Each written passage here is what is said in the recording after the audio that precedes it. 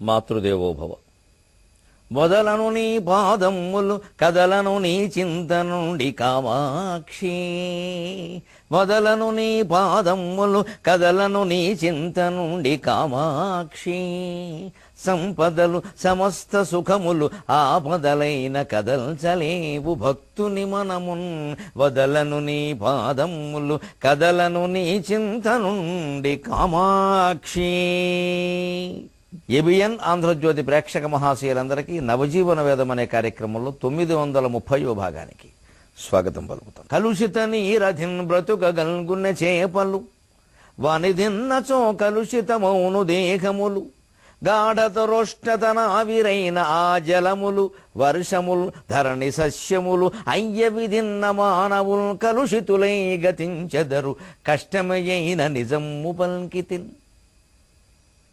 కలుషితమైన నీరధిని కలుషిత నీరధిని బ్రతుకగలుగునే చేపలు.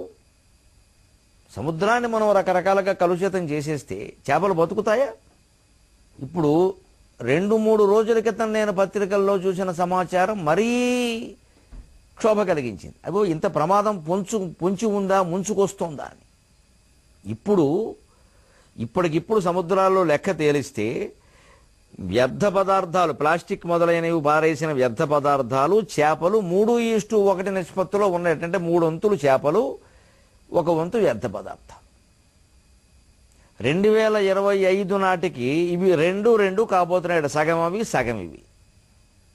విచిత్రం ఏంటంటే 2040-45 నాటికే 1 వంతే చేపలు ఉంటాయట, 3 వంతులు వ్యర్థ పదార్థాలే ఉంటాయట. నమ శివాభ్యాం నవయౌవనాభ్యాం పరస్పరాశ్లిష్ట వపుర్ధరాభ్యాం అయిపోయింది మొత్తం.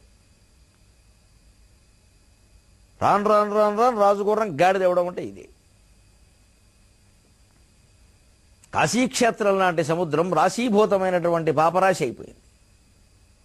క్రమంగా అయిపోతుంది, ఇంకా పెరిగిపోతుంది. కలుషిత నీరతిని బ్రతుకగలుగున చేపలు వాని తినచో కలుషితమౌను దేహములు.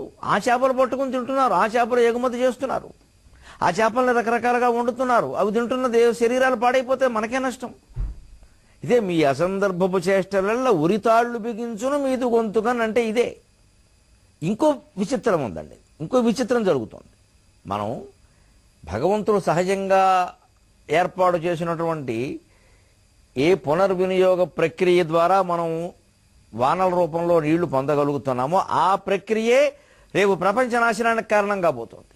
మన కారణంగా భగవంతుడు మనకి మేలు చేశాడు, మనం ఆయన సృష్టికి కీడు చేస్తున్నాం. ఏ రకంగా? భగవంతుడు సహజంగా చేసినటువంటి ఏర్పాటు ఏమిటి? సముద్రంలో నీరు ఎంత ఉప్పగా ఉన్నా సరే అది వేసవకాలం ఎండల కారణంగా, సూర్యుని ఉష్ణ తీవ్రత కారణంగా, వేడిమి తీవ్రత కారణంగా నీరు ఆవిరవుతుంది. ఆవిరైన నీరు మేఘం అవుతుంది. మేఘాల్లో నీరు మళ్ళీ వర్షం రూపంలో కిందకు వస్తుంది. ఆ వర్షం కారణంగా పంటలు పండుతున్నాయి. ఆ పంటలు మనం తిని హాయిగా ఉంటున్నాం, బతుకుతున్నాం. ఇదో ప్రక్రియ అనుకోకుండా జరిగిపోతుంది. ఇందులో అక్కడ మనిషికి రూపాయి ఖర్చు అవట్లా.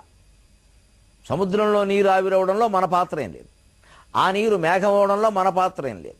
కాళిదాసు పాత్ర అయినా ఉంది మేఘ సందేశంలో. ధూమజ్యోతి సరళమరుదాం సన్నిపాత కోమేఘ అంటూ ఎలా ఏర్పడిందో చెప్పాడు ఆయన కవిత్వంలో.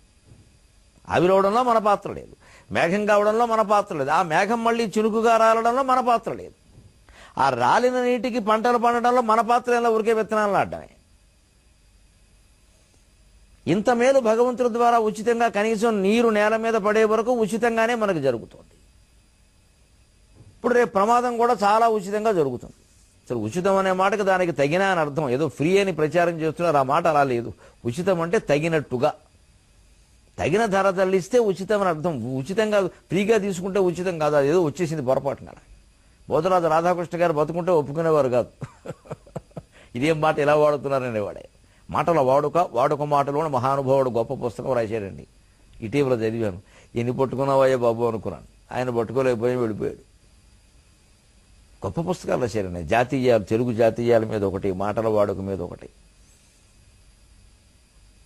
అసలు తప్పు మాట్లాడితే ఊరుకునేవాడు కాదు, మహాకవులను సైతం పట్టుకుని చీల్చేసేవాడు. వీడికి ఎవరిచ్చారు పురస్కారాలండి అనేవాడు. అంత కోపం ఆయనకు. భాష అంటే అంత పట్టుదా ఉండాలి. అలాంటి వాళ్ళు కొంతమంది ఉంటేనే భాష బాగుంటుంది. వాళ్ళకు లోకానికి వాళ్ళు గిట్టారు సహజంగా. ఆయన కూడా చాలామందికి నచ్చేవారు కాదు. కానీ నేను ఆయన పుస్తకాలు చదివిన మీద ఎప్పుడైనా కనపడితే అయ్యా నమస్కారం అంటే నీకు కూడా నచ్చారయ్యా సంతోషం అనేవాడు. ఘాటుగానే ఉంటాయండి, మరి ఎలా భరిస్తారండి నిజం తెలిసిన వాళ్ళు? ఉచితం ఏంటండి? ఉచితం అంటే ఫ్రీ కాదండి, ఉచితం అంటే తగినట్టు. ఇది ఉచితమైన పని కాదు అంటారు ఎవరైనా అధర్మం చేస్తే. నీకు ఉచితమైన పని కాదయ్యా. ఉచిత రీతిని వ్యవహరించడం అంటే ఫ్రీగానా? తగినట్టుగా వ్యవహరించడం అంటే తగిన ధర తెలిస్తే అది ఉచితం. కానీ ఎక్కువ ఇవ్వకుండా పూర్తిగా ఖాళీగా ఇస్తే, ఏమి పుచ్చుకోకుండా ఇస్తే ఉచితం ఎలా అవుతుంది? దానం అవుతుంది. అలాగా ఇవన్నీ చర్యలన్నీ ఏమవుతాయి చివరికి? ఇదన్నీ ఉచితంగా జరుగుతున్నాయి భగవంతుడు అనుకుందాం, ఫ్రీగానే కాసేపు. ఇది కూడా తగినట్టే అనుకుందాం, పని తగినట్టే జరుగుతుంది మళ్ళీ.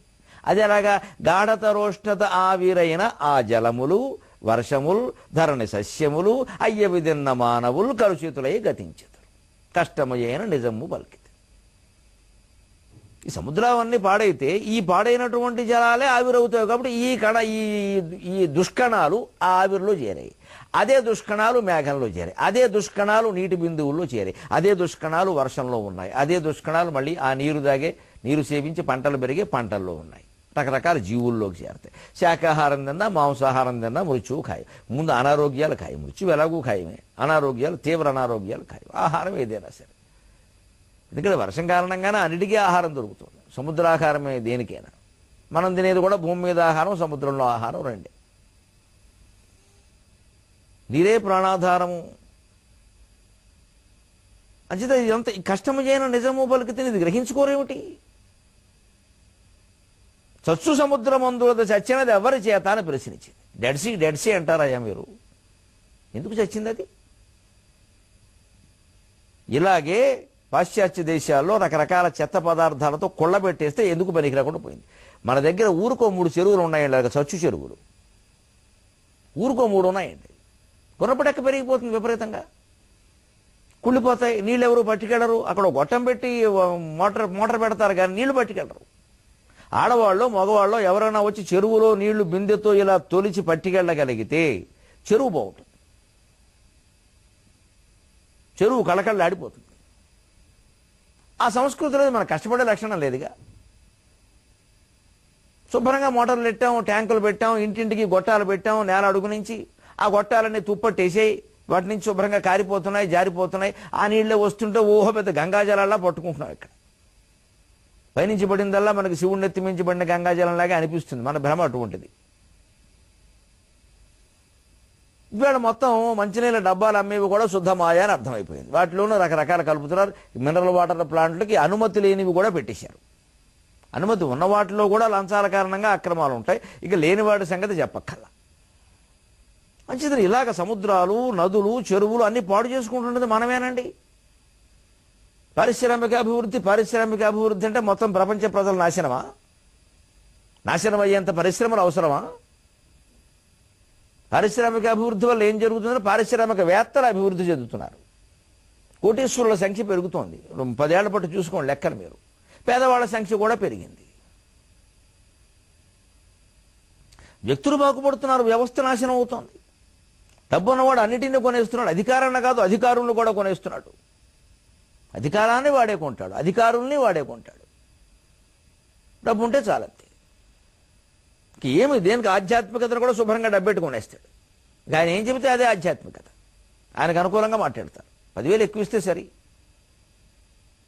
వారిని మహాపుణ్యాత్ముడు ధర్మరాజు శ్రీరామచంద్రుడు తర్వాత ఇటువంటి యాగం మళ్ళీ ఈయనే చేశానంటాడు. ఈ యాగానికి ముందు ఎంత ఆగమాగం చేశాడో ఎవడో మాట్లాడు. అదే జరుగుతోంది సమాజంలో. అంటే చచ్చు సముద్రం దగ్గర నుంచి చచ్చు చెరువుల వరకు ఎవరు చంపేశారయ్యా? మనమే కదా. ఇవాళ సముద్ర తీరాల్లో విహారానికి పెడుతున్నారండి. బీచ్ షికారని విహారం చేసేటట్టుగా లేదండి పరిస్థితి. అన్నీ కుళ్ళిపోయాయండి తీరాలన్నీ. ముక్కు మూసుకుని వెళ్లాల్సిందేనండి. ప్రత్యేకించి విహారాల కోసం కొన్నింటిని బాగు చేస్తున్నారండి పని కట్టుకుని. అది ఉన్న పరిస్థితి అని ఇప్పుడు చెబుతోంది. ఇంకొక మాట, సముద్రం ఊరుకుంటుంది అనుకుంటున్నారేమో, ముంచడానికి సిద్ధంగా ఉందయో. అదే ముంచేస్తే బతుకులు ఎలా పాడైపోతాయో మీకెన్ని అనుభవాలైనాయి. ముంచంగల్గిన ముంచబూనినను ఈ మున్నీటినే మించువారం చుందాకిన కానరారకటాగా. ముంచంబూనిన ముంచగలిగినను ఈ మున్నీటినే మించువారంచుల్ దాకిన కానరారకట. బ్రహ్మాండంబులౌ నౌకలు మంచున్ బెల్లలు దాకి బీటలయి బొమ్మల్వోలికన్ బ్రద్దలౌటంచు ఏ గాథలెరుంగకుంటిరొక టైటానిక్ ప్రమాదంబులన్. ముంచంగల్గిన ముంచబూనినను ఈ మున్నీటినే మించువారంచుల్ దాకిన కానరారకట. బొమ్మల్వో బ్రహ్మాండంబులౌ నౌకలున్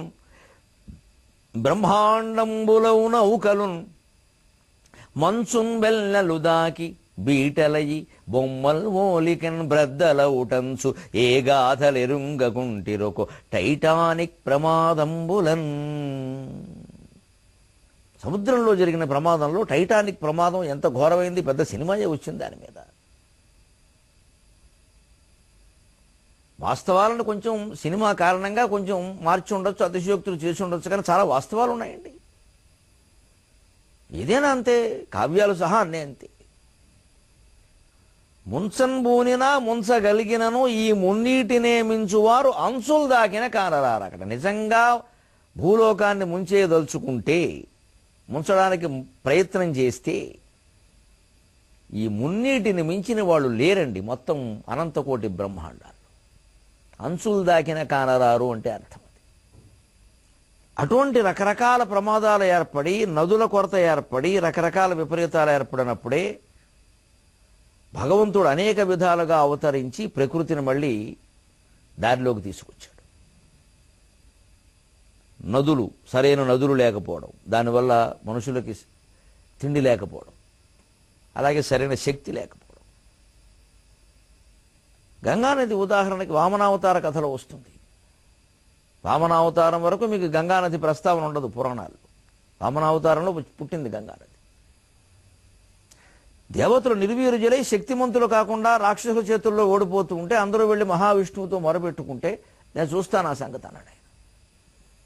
బలిచక్రవర్తి దగ్గర దానం తీసుకునే నెపం మీద 3 అడుగులు నేలడిగి ఒక పాదంతో మొత్తం బ్రహ్మాండం ఆక్రమించాడు. భూలోక, భువర్లోక, సువర్లోక, మహాలోక, జనోలోక, తపోలోక, సత్యలోకాన సైతం ఆక్రమించి ఆ కుడికాలి బొటనవేలి గోటితో ఆ బ్రహ్మాండానికి బీట పెట్టాడు. ఎందుకంటే అవతల ఉంది గంగానది, బ్రహ్మాండంలో లేదు. 14 లోకాల్లో గంగానది లేదు అప్పటికి, అవతల బ్రహ్మాండంలో ఉంది. అవతల బ్రహ్మాండంలో ఉన్నటువంటి గంగానదిని ఇక్కడికి తీసుకురావాలి. దేవతలు, శక్తి అనేది మామూలుగా పురాణాల్లో అలా చెబుతారు. కథ మనకి బాగా గుర్తుండాలి. నిజానికి సాగునీరు, తాగునీరు వ్యవహారమే. దాన్నే అలా చెబుతారు. పురాణ కథలు అలాగే ఉంటాయి.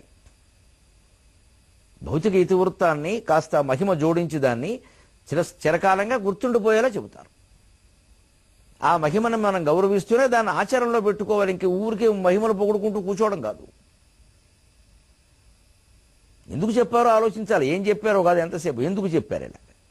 అప్పుడు మనకు అనేక విషయాలు ఎవరికి వారికే తెలుస్తాయి, ఎవరో చెప్పక్కల. అవతల బ్రహ్మాండంలో ఉండేటువంటి గంగా అనేది ఆ గోటి బీట ద్వారా యువతలకి చేరుతూ విష్ణుమూర్తి పాదం మించి కిందికి వచ్చింది. అందుకే విష్ణుపాదోద్భవి గంగ. గంగ విష్ణు పాదాల్లో పుట్టింది. మనకి పురాణాల్లో చెప్పారు, బ్రాహ్మణ, క్షత్రియ, వైశ్య, శూద్రులైన 4 వర్ణాల్లో 4వ వర్ణం వారు విష్ణువు పాదాల్లో పుట్టారు. విరాట్ పురుషుని యొక్క పాదాలు. అదేమి తక్కువ స్థానం కాదు. అందుకే వశు చరిత్రలో రైతు కవి భట్టుమూర్తి కాపు కులంలో పుట్టిన మహానుభావుడు. ఆయన మంచి కవిత్వం చెబుతాడు 4వ వర్ణం వారి గురించి, తమ జాతి గురించి ఆయనే చెప్పుకుంటాడు. చాలా అద్భుతంగా చెబుతాడు.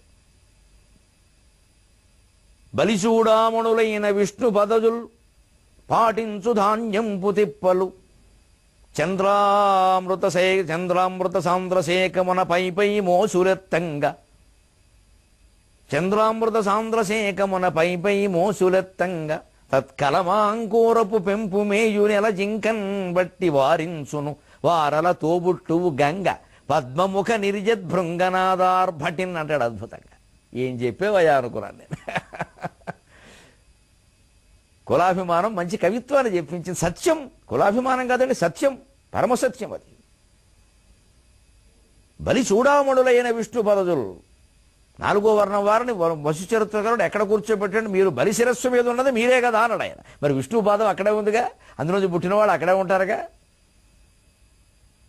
ఎక్కడ తక్కువ చేశారండి కులాలని? చదవక మాట్లాడతారు కానీ ఇటువంటి పద్యాలు జనంలో ప్రచారం చేయరండి. ఏదో ఎవరో ఒకరినో ఏదో అన్న ఓ మాట పట్టుకుని ఓ వేలాడటం ఇక్కడ, ఇంకా అది జరిగింది ఇది జరిగింది అంటూ. వాళ్ళు ఎంత చెబుతున్నా అంటే ఆయన ఇక్కడ రైతులు ఈ వసురాజు యొక్క రాజ్యంలో రైతులు ఎంత గొప్పవారంటే వాళ్ళు పంటలు పండించేవారు ఆ ధాన్యపు రాసులు ఆకాశం అంత ఎత్తుండేవాడు. అప్పుడు ఏమైంది, చంద్రామృత సాంద్రశేఖమన పైపై మోసులెత్తంగా. నిజంగా మరి ఆకాశం అంత ఎత్తుంటే మరి ఆకాశంలో చంద్రుడు ఉంటాడు. ఆ చంద్రుని యొక్క అమృతం కిరణాలు ఆ ధాన్యపు రాసుల మీద పడ్డాడు. అక్కడ మొలకలు వచ్చేసాడు. మొలకలు వచ్చేస్తే ఎవడో కొండం. ఇప్పటికే అదే వర్షంలో తడిసిపోతే ఎవరో కొండం ధాన్యాన్ని. అది పెట్టాడు అక్కడ ఆయన. చంద్రుని యొక్క అమృత కిరణాలు అలా వెన్నెల కిరణాలు పడగానే మొలకలు వచ్చాడు. ఆ మొలకలు వచ్చాయి కదా ఏం చేశారు, చంద్రుల్లో ఉండే లేడి మత్స్య రూపంలో ఉంటుంది అంటారు కదా, అది ఈ మొలకలు తినేద్దామని చూస్తుంది. అయ్యయ్యో అని గంగ తలుచుకుంటారు వెంటనే. ఎందుకంటే గంగ ఎక్కడ పుట్టిందో ఈ చతుర్థ వర్ణం వారు అక్కడే పుట్టారు కాబట్టి గంగ వీళ్ళకి ఆడపడుచు కాబట్టి అనుకుందిట, మా తమ్ముళ్ళ సొమ్మంతా తినేస్తుంది దిక్కుమాలని లేడి. ఇది కాస్త తినేస్తే పాపం వాళ్ళని పంటలో వాళ్ళు పండిన పంటలో వాళ్ళ పిల్లలకి ఏం పెట్టుకుంటారు అని గంగ, వద్దో వీడి జోలికి రావద్దు, నీకు వేరే తిండి ఏం లేదా అని ఆపుతోందిటండి. ఎలా ఆపుతోందిట గంగ? ఎలా ఆపుతుందంటే అదేమిటండి, గంగానదిలో పద్మాల మీద వాళ్ళని తుమ్మెదలు ఝంకారం చేస్తున్నాయి. ఆ ఝంకారానికి అర్థం అదే అన్నాడు భట్టుమూర్తి. మహానుభావ నీకు నమస్కారం, రైతు కవి నీకు నమస్కారం. అటువంటి మహానుభావుడు పుట్టిన నేలలో పుట్టినందుకే గర్విస్తానండి నేను. ఏం భావుకత, ఏం భావుకత. ఒకడు సొమ్మ, కవిత్వం భావుకత ఒకరు సొమ్మ అండి. ఏ వర్ణంలో పుడితే ఏ వర్గంలో పుడితే ఎంత స్వర్గం చూపించే కవులండి మనవాళ్ళు. ఎవరిని విస్మరిస్తామండి. ఎటువంటి మహానుభావులండి, నన్నయ్య నుంచి జాషువా వరకు ఉన్న మహానుభావులందరూ ఎంతమంది పద్యాలు చదువుకుని రోజు పులకించిపోవాలి. అది గంగా నది. అలాంటి గంగా నది వచ్చినప్పుడు అందుకే విష్ణుపాదం నుంచి పుట్టింది విష్ణుపాదోత్పత్తి. అది మొట్టమొదటి ఏం చేసి బ్రహ్మదేవుడు కమండలంలోకి ఆ నదిని తీసుకుని విష్ణుపాదాల మీద పోసాడు ఇలాగ. అందుకనే బ్రహ్మ కడిగిన పాదము బ్రహ్మము తానౌ పాదము అని కీర్తించారు అన్నమాచార్యులు. బ్రహ్మ కడిగింది అదే ఒక సందర్భం. మరి ఎప్పుడూ బ్రహ్మదేవుడు విష్ణుమూర్తి పాదాలు కడిగినట్టుగా పురాణాలు లేదు. అలాగా నదులు లోపం వస్తే నదులు తీసుకొచ్చారు, సముద్రంలో తేడా వస్తే అవతరించి సరిచేశాడు. ఈ పురాణ గాథలన్నీ మనం లోతుగా తత్వాన్ని పరిశీలిస్తే ప్రకృతిలో పర్యావరణంలో ఏర్పడిన ఇబ్బందులను సరిచేయడమే. ఈవేళ మనం ఆ పని చేసుకోవాలి. ముంచంగల్గిన ముంచబూనినను ఈ మున్నీటినే మించువారంచుల్ దాకిన కానరారకట బ్రహ్మాండంబులవు నౌకలున్ మంచున్ వెల్లలు దాకి బీటలయి బొమ్మల్ ఓలికిన్ బ్రద్దలౌటంచు ఏ గాథలెరుంగకుంటిరొకు టైటానిక్ ప్రమాదంబులన్. నిజంగా ముంచేదలుచుకుంటే సముద్రాన్ని మించిన వాళ్ళు లేరయ్యా. మీకు ప్రత్యక్ష ఉదాహరణ పోని పురాణాలేవో మీరు నమ్ముతారు నమ్మరు. టైటానిక్ ప్రమాదం ఎలా జరిగింది? బ్రహ్మాండమైన నౌక మంచుం బెల్లలు దాకి బీటలై. ఆ నడిపేవాడు ఎక్కడ పొరపాటు పడ్డాడు అంటే అక్కడ వరకు ఇంచుమించు దగ్గరికి వెళ్లే వరకు మంచు కొండ అడ్డం వస్తుందనే విషయం ఆయనకి మరి పొగ మంచు వల్ల దేని వల్ల ఆయనకి గుర్తురాల. పెద్ద కొండ ఒకటి అడ్డం వచ్చింది. అది ఇంతకు ముందే బాగా తెలుసుంటే ముందే తప్పించేవాడు. కానీ అక్కడికి వచ్చాక ఇంచుమించు తప్పించలేని పరిస్థితిలోకి వచ్చాక టక్కమని తప్పించాడు. ఆ కొండకు గుద్దుకునేలా ఉంది పరిస్థితి. అందుకని టక్కమని తప్పించాడు. ఏదో స్టీరింగ్ తిప్పేసినట్టుగా. ఏదో దగ్గరికి ఏదో ఆటో వాడు వచ్చేస్తుంటే కారు వాడు తప్పిస్తాడు అప్పటికప్పుడు. ఏదో జరిగితే జరగచ్చు, కొంచెం ముందే తెలిస్తే వేరే విషయం కదా. కానీ ఆటో వాళ్ళు అందరూ అలా రారుగా. ఈ దేశంలో అసలు ఆటో వాళ్ళకు ఉన్నంత స్వేచ్ఛ ఎవరికీ ఉండదు. హైదరాబాద్లో మరీను భారీ చక్రవర్తులు.